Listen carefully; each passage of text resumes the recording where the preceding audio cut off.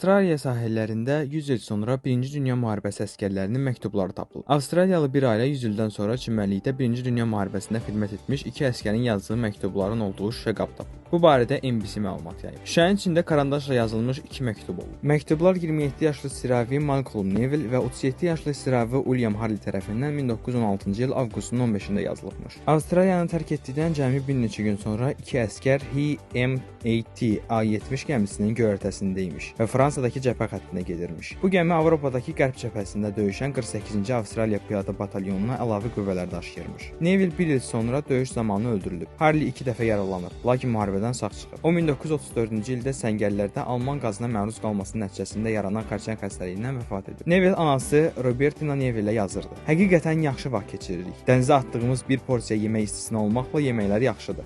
Gəmi yırğalanır, amma biz çox xoşbəxtik." Neville məktubda xahiş edib ki, məktubu tapılsa anasına verilsin. Harley isə qeyd edib ki, anası öldüyü üçün tapan şəxs məktubu özündə saxlaya bilər.